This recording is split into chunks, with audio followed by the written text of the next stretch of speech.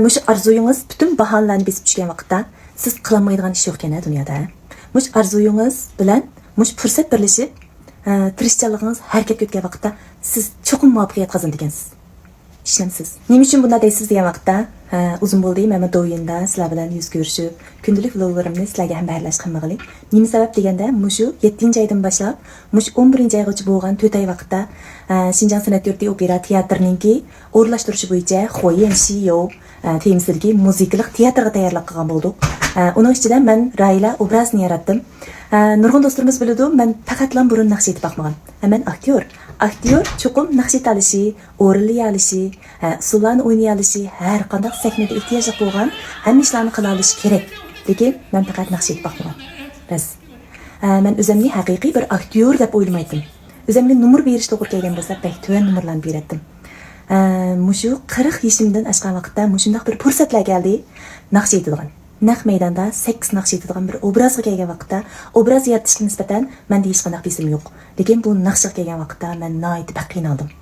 Qilolmayman, yetolmayman degan bahona sabablarni bir yerga tashlab o'tib turib, idoraning bergan mushundaq bir yaxshi fursatdan foydalanib turib, mush o'zimning orzusini mush fursatga birlashtirib, o'zimning tirishchanligi orqali harakatga o'tgandim. Oxirida 11-oyning 3-chi 4-i, 5-i mush Urumchida Xinjiang san'at yurti opera, Xinjiang san'at yurti teatrxonasida qo'ygan muzikalik teatrda men g'albalik holda Rayla obrazini yaratdim. Hisobda men o'zimning kamchiligimni, o'zimning qilolmayman degan mush bahonamga hisobda men g'alaba qildim deb o'yladim.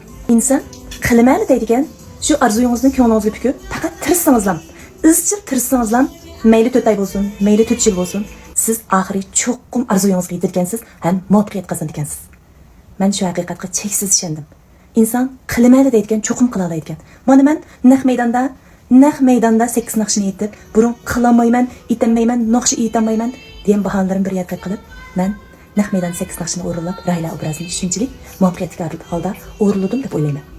Mana bugun 11-oyning 10-kuni biz Aqsuning Alar shahriga berib, 6 maydon o'yin qo'yish oldi turibmiz. Men hozir narsalarni sho'shtiryapman. Ayli turib, biz Aqsuning Alar shahriga qarab yo'lga chiqamiz. Undaq bo'lsa, Aqsu shahridagi do'stlarimiz, Alar shahridagi do'stlarimiz bizning muzikalik teatr Xoyan Shiyoni ko'makchi bo'lsanglar, aynuradan 8 naqshni naq maydonda qanday aytgando, ovozni anglag'imiz bor degan do'stlarimizni qizg'in qarshi olamiz. Undaq bo'lsa, albatta ko'rishdik. Xayr xo'sh.